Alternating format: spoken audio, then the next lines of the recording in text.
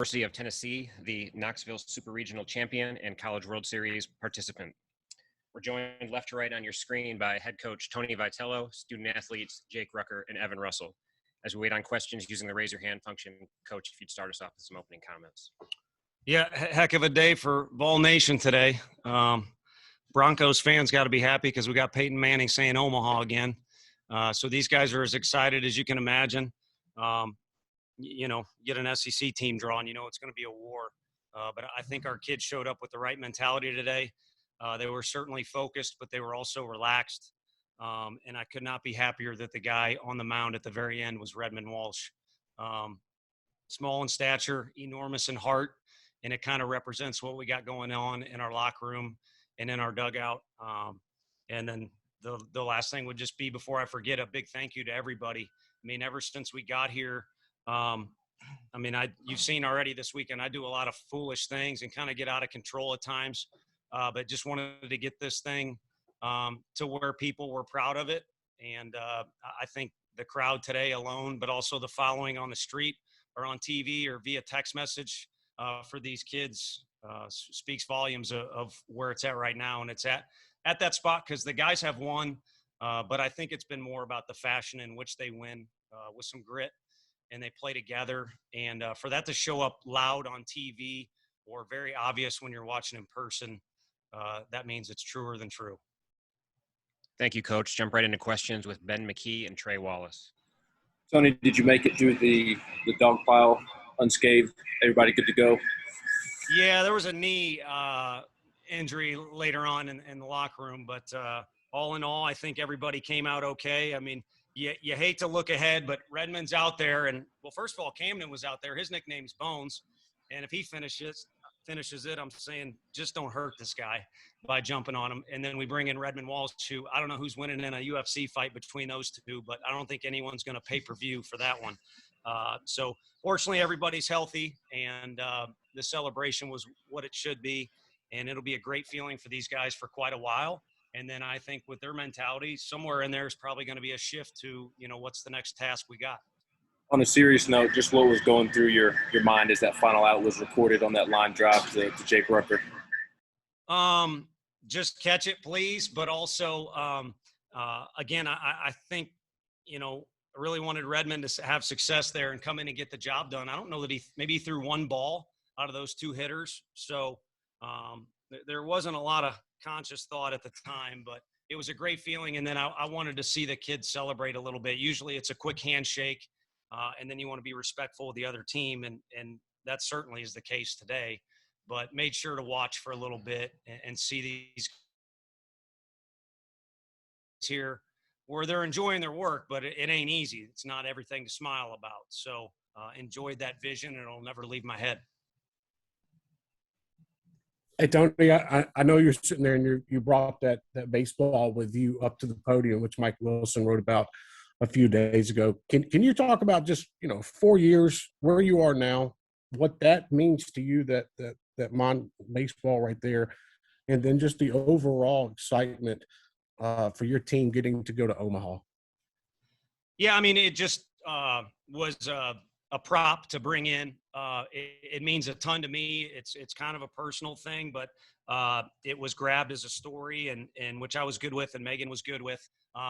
But the other thing is, you look at it in the office, and you're like, well, that's not that many miles. I mean, I've been to Europe a time or two.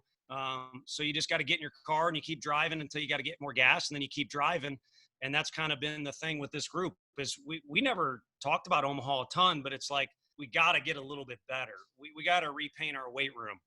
We got to fix a closet in the as crazy as that sounds. That's kind of just been the inch by inch thing. So, but the real calculated reason I bought it is just so any Vol fans that tune in, gas up the car. We need you there. The teams that have success there, like the team we just beat, they bring a whole bunch of people.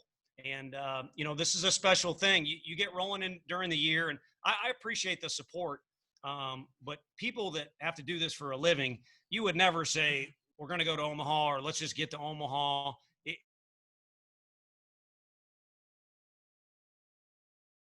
That we have kind of punched our ticket. Vol Nation's been a big part of us getting there. I mean, the fan support today and other days, I hope people can make the trip. It's a fun deal, and they do it right up there. Continue with questions one at a time. Ryan Schumpert, then Mike Wilson. For Jake and Evan, what were those last few minutes like after the final out, and what was the emotions when y'all were making that lap out in left field? Go Jake first. Well, obviously, y'all saw how excited we were when we won.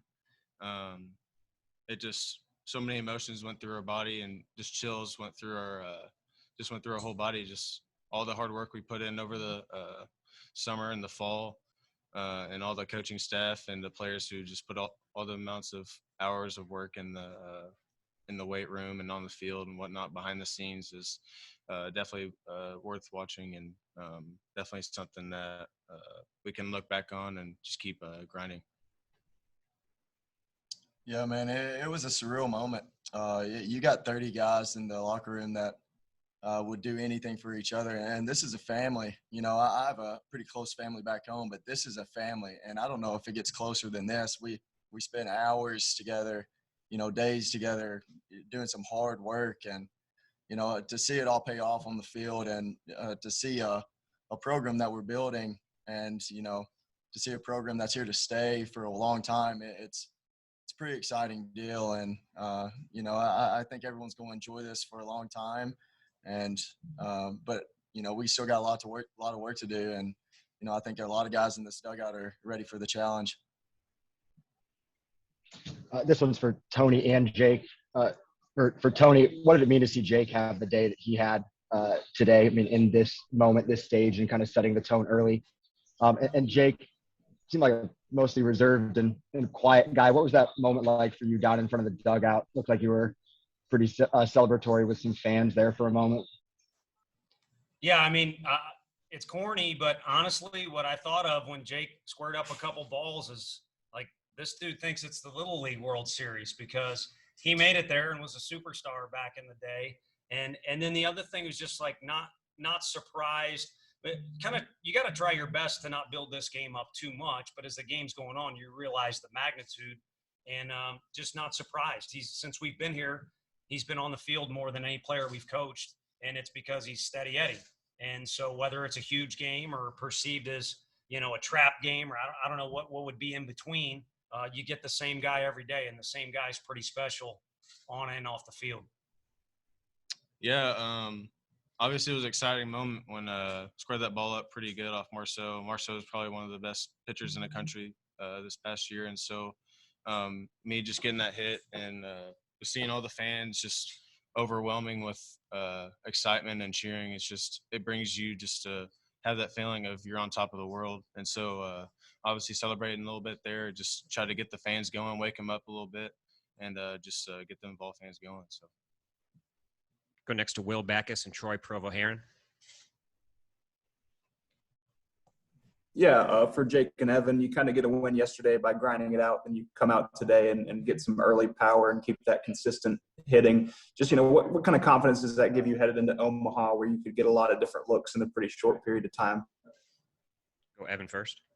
Having a college team and a lot of college guys, it's important to have a close group. And, I've been on teams where the pitching staff and the hitters, if we lost a game, it was kind of blame this, blame that. But, this team's a little different. Winning a close game where we needed some guts on the mound yesterday, I think it kind of carried over to, in a funny way, the hitters were like, hey, we got your back since you owed us one. So, I think it's pretty awesome to see a team not have one way of beating you. And, I think it gives us a lot of confidence in the locker room to, go out, and you never know how you're going to win. But if we find a way, it's pretty special. And with this group, you better be ready to watch, because we're always on the hunt to do some pretty cool things. Yeah, Evan said it best, just all that confidence and trust that we have with each other. We don't yell at each other if we do something wrong. We pick each other up, and just having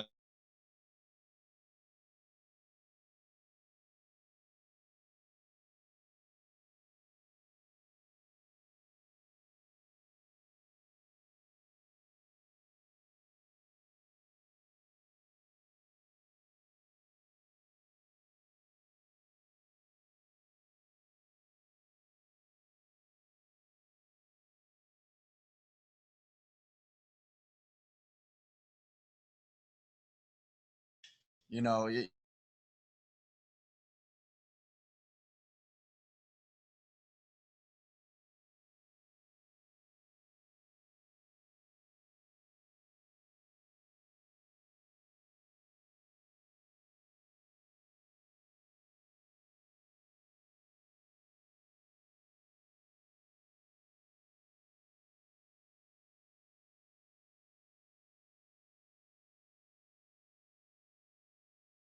Has that changed the way that you've recruited some guys or recruited your team? And just what do you think of your pitching staff overall this year?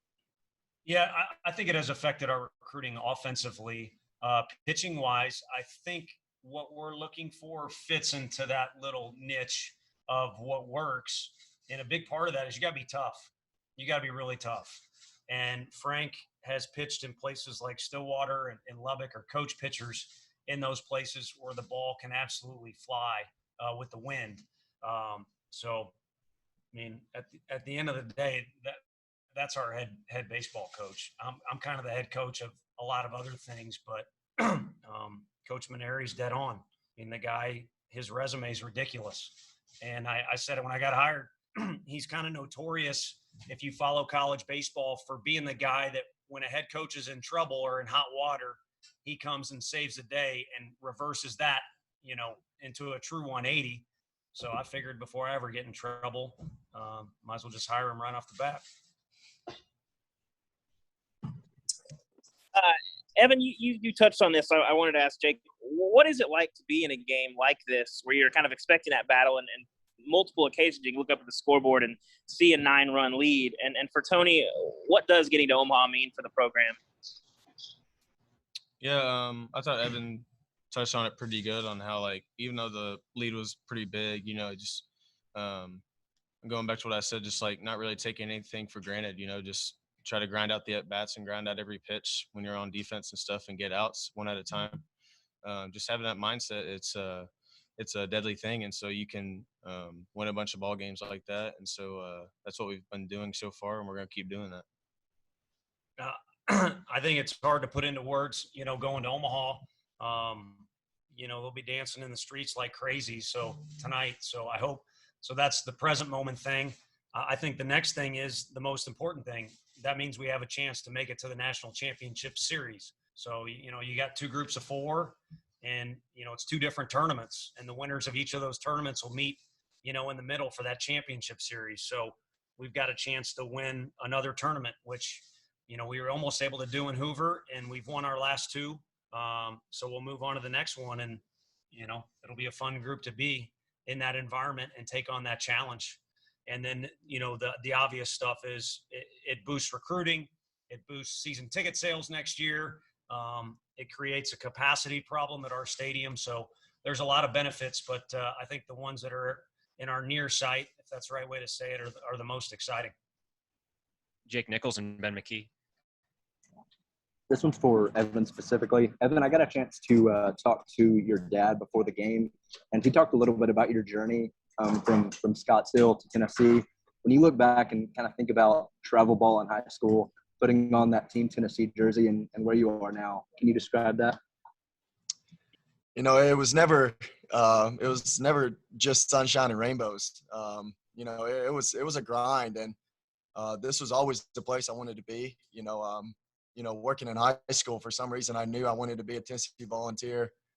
And to be able to get the opportunity to come here, it was a dream come true. But as soon as I got here, I knew that something could happen, especially with the coaching staff coming in, that something was different, and it was on its way up, even if it was going to take a while. So, being a freshman coming in and having the work ethic, but not really having the talent, myself or even around us, to see what it has turned into, it's pretty amazing to have that feeling of all the hard work has paid off, and there's definitely more to come.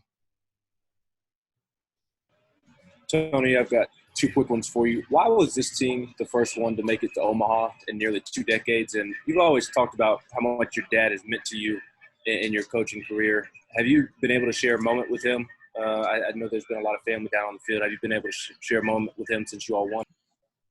Yeah, there's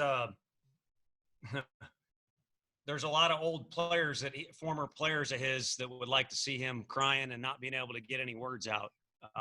Because he was a strict fellow when he was coaching, but he was a maker of men. And I was fortunate enough to watch him, and grow up. And anyone who wants to throw me on someone's coaching tree, that's the coaching tree I'm on. That's the guy that's helped me get to where I've gotten. And then as it relates to getting any jobs, to be honest with you, Sean McCann, our video coordinator, is the guy who's helped me get any job. That, and everyone knew I was a slave on the road. So those two individuals and Megan Anderson being the third were the three I listed off to the team that I owe them the most amount of gratitude that they get to go to Omaha and wear orange. As Megan's parents said, the Vols will wear orange in Omaha, and that's going to happen. So like I said, fans, come on down, bring your green hat. And I think I think at times I get out of control on the field. It might seem like I have some arrogance, but if I had any arrogance in me at all, I would have been a better player.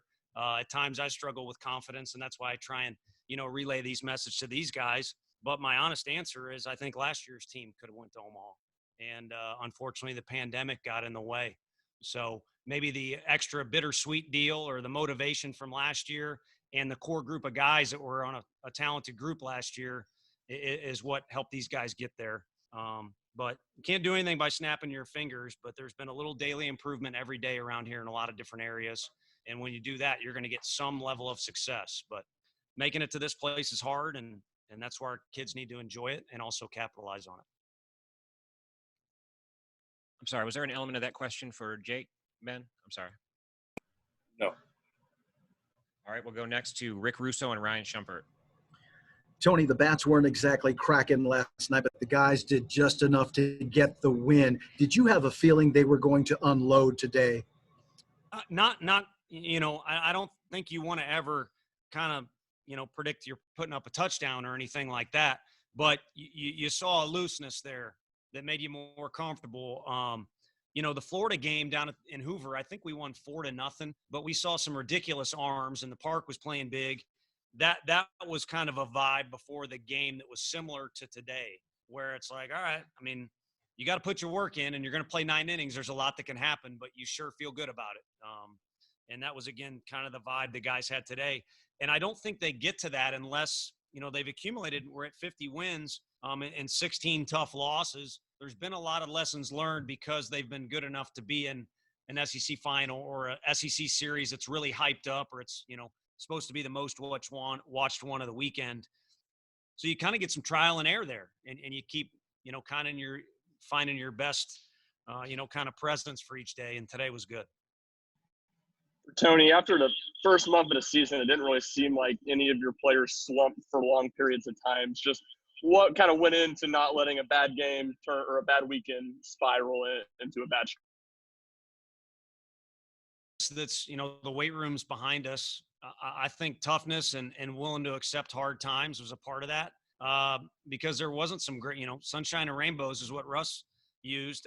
I'll say that, first of all, we got video of him trying to catch as a freshman. So if anyone wants to see that, there's definitely no sunshine or rainbows going on for that. But, it's been a grind. And there's some guys on our club with scars from, a lot of tough losses and a lot of bitter pills to swallow. So when personal success doesn't come, I think these guys are able to forge on. And they did so in a fashion that found a way to win some games ugly early in the year and put the personal deal behind them where, maybe they weren't getting theirs or they weren't living up to other people's expectations and all that, I think kind of led them in the right direction. Wes Rucker and Trey Wallace. Yeah, for both players, I know that, when you're a college baseball player, everyone always talks about, Omaha, like you want to get there. But so this is something that obviously you want to celebrate, but y'all seem to have a team that could go to Omaha and win the thing. So how quickly does your focus shift from celebrating this to kind of locking it right back in and getting ready to go, win more baseball games? Start with Evan. It's probably cliche to say, but I would say for me personally, it's right now. Even though it was a nice celebration out there after winning today, but you know, for some reason it's expected. We have a talented group of guys. We have a lot of guys that want to win, and I don't think anyone wants to stop playing with each other. You know, there's a lot of guys, including the guy to my right. You know, I would love to play forever with him, to be honest. So, you know, I don't think anyone's ready for this to end, and I know for a fact no one wants it to end, you know, with us holding our heads down. So I think there's a lot of guys that are ready to get back to work tomorrow and, you know, see what Omaha's about. Yeah, like Evan said, we're ready to go right now. I mean, you know, obviously not a lot of teams get the chance, not like teams and players get the chance to go to Omaha, but obviously that's an awesome feat. But like you said, we're gonna be ready to go. We're gonna be lifting tomorrow, get after it tomorrow, and just get ready to be focused on going to Omaha, focused on that first game. And so just going back to saying not taking anything for granted, just focus on the task at hand, and we'll be fine. Hey, Tony, Will Heflin, did not pitch this weekend. What does that mean for his arm? And, is it, I know it's a good thing, but in your mind, what does that do for next week, getting ready for the College World Series? And then also just kind of talk about Heflin and everything he's meant to the program. I know he didn't get out there and get on the field, but what he's meant leading up to everything. Right. Well, he put us in a position to be more successful this weekend, not just get here, but more successful. And he also kind of solidified the pitching all year long. I mean, we know we got some grinders on the position side of things and can play defense, beat you different ways, but there's pretty big roles that have to be locked down on any winning team. And so it starts a long, long time ago, what he's done for us this season. And then it really starts a longer time ago, if that's even accurate, to try and change this program. It's why he came here.